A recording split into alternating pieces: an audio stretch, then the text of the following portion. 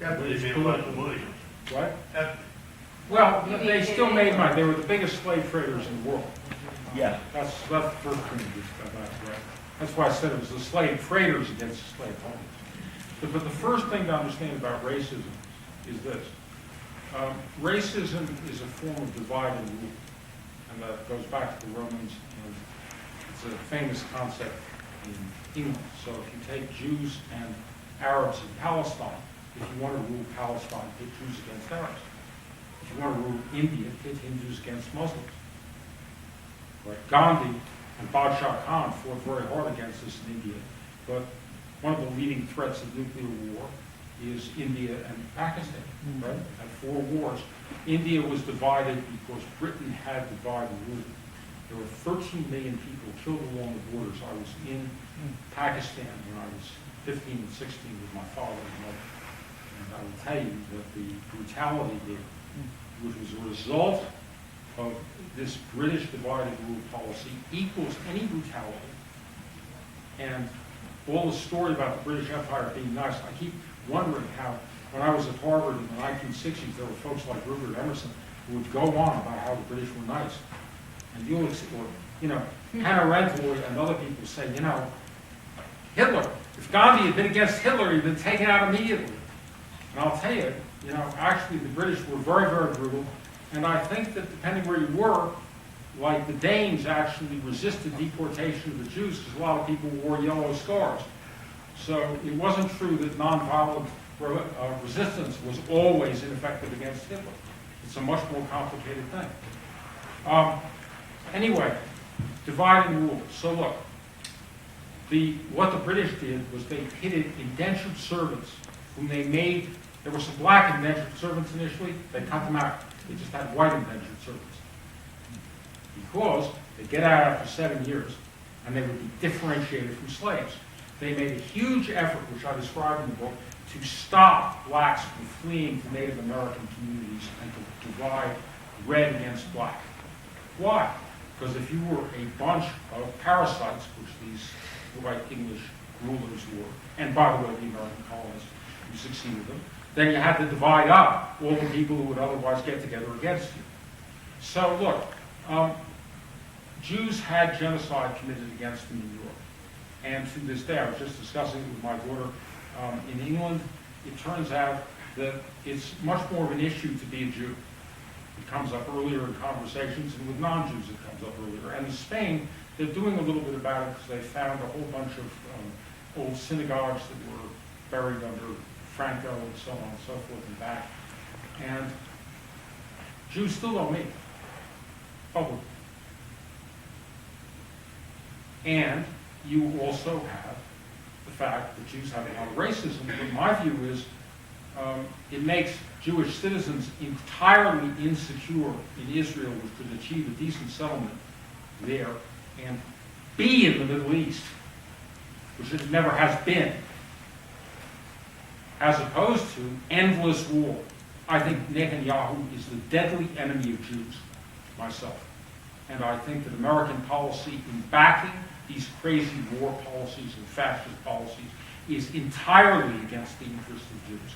And I think that anybody who thinks that they benefit from racism, you can read Plato about this. I do a lot of writing on Plato and Socrates. Plato is big on the fact that tyrants get really screwed up and have very unhappy lives. And Bad childhood. something like that. And bad adulthood. And so it isn't good for the soul. Let's put it that way, in time terms. So I think there's a big issue here. But I would define racism, I mean, there are two senses of it. In sociological terms, racism is a form of divide and rule, which enables a tiny number to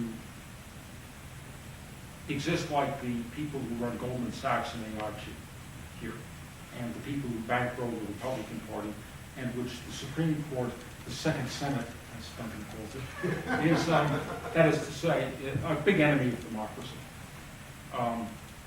Chopping down popular laws, but they have allowed this spectacle. It exists in no other democracy of billionaires buying elections, right? We got these billionaires. They're going to give Romney $1 trillion. The only problem is they ain't got anybody to go out on the ground, like the SCIU might go out on the ground and organize some people to vote.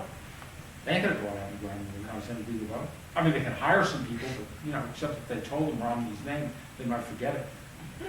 Right? I mean, it's not like these are going to be people with conviction, people like shopping at, I don't know, Barnes and Noble or something. You know, you might run into somebody who actually like bookstore. A lot of people have a job in books, you know. You have to have a job. I mean, you go to an independent bookstore, you talk to the people who run it. Usually they're people who actually care about books, which one might. So, you know, it's nice to be in this place, for example, for that reason. Yes? Kim?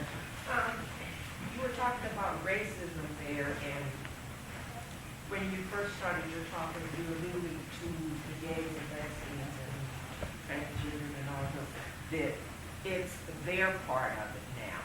And I think what made me most proud the other day when Ben Jealous from the NAACP stood up and he said, this is not a race issue.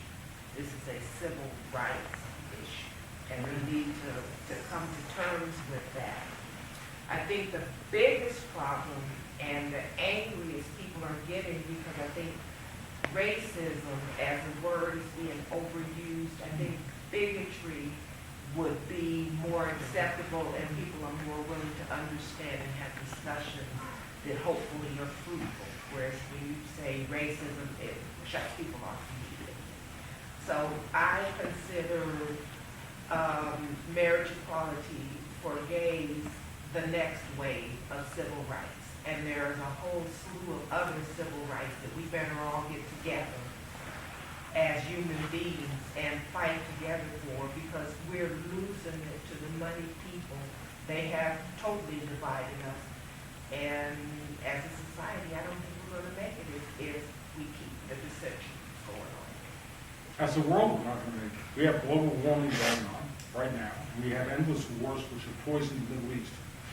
And by the way, species are dying out as we've sat here, or as I've told you. You know, and the idea you can destroy, I'll put it in spiritual terms, the idea you can destroy the creation and there'll be a place for you. Is, the worthy of Mitt Romney. He's a bright capitalist. So, about your point, I think that bigotry is good to fight in every field. And I think in one way, I agree with you completely that this is a wonderful way to do it. Here's the other. We have a movement against Obama, which is, he's not one of us, the birthers and so on. You know why he's not one of us? He ain't white. Right. He ain't white. He ain't white. Yeah. Right? He's a National Socialist communist. Right? And what's her name? Michelle Bachmann, in that case, right? She says, oh, the founding fathers, they were all against slavery. Right? They fought relentlessly. Fought relentlessly. The few that owned us. So that's, I'm afraid that the relationship between this and being on this planet, that's planet changing something. It's not here. So, look, about racism, 2 points. Anti-Arab racism is the leading feature of racism now in the United States. We've invaded a lot of Arab countries. We are stepping on the Palestinians. Obama knows better, but we have to fight to make this real, that this stop. And this includes, you know, it's wonderful the guy's running for president. It's the only presidential candidate who's a president who actually isn't for making a war to get himself elected. He actually stopped the big campaign of the Republicans and Netanyahu to bomb Iran. Now, he did this because he took out bin Laden. If he hadn't taken out bin Laden, he would have done, he probably would have blown up Iran by now and we'd be down that road, but he didn't do that. So one of the things is, it's anti-Arab racism. That we tortured all these people at Guantanamo. My student is Condi Rice. No, she took 8 courses with me as a graduate student, as a master's student, and wrote a thesis on music and politics in the Soviet Union. And I'm very toned down now compared to where I was then, because I'm now nonviolent. Whereas then I wrote a book called Marxist Politics, which if you're interested in that, you might want to take a look at it. But anyway, which is pretty fierce. And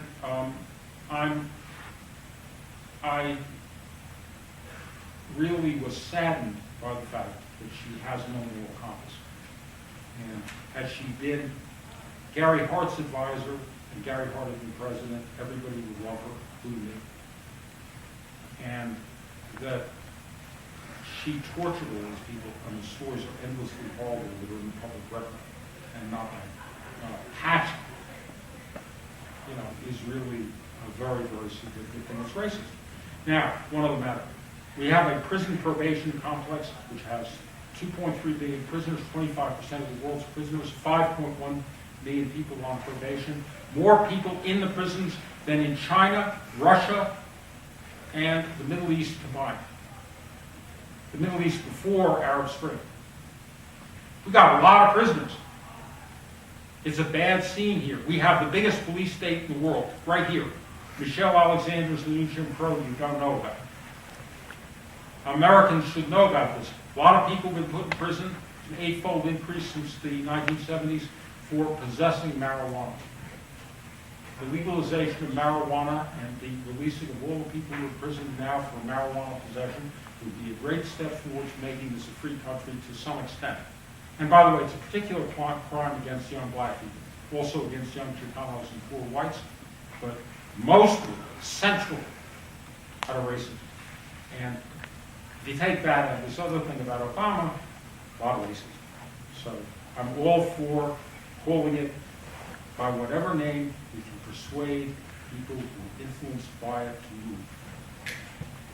What I think is interesting is I think your book, which is so deeply historical, Yeah. it sounds to me you're being less a political theorist one level here than a historian. Is Right, the way it's you an describe it. historian's book. No, but it's saying, I mean, what it's essentially saying is that that if you talk about the massive complexities of participation in political life on whatever levels in the early period, and that if you can sell this as a particular narrative of belonging and inclusion within American culture of everybody from the beginning, whether you fled to Canada or whether you didn't, then it would seem to me the connection between what you're saying about racism and what you're saying about prisons could be very interesting because it's saying, look, you've got to understand that there is a massive historical dimension that's been left out here. It is a positive dimension in which this country is built by other people, right?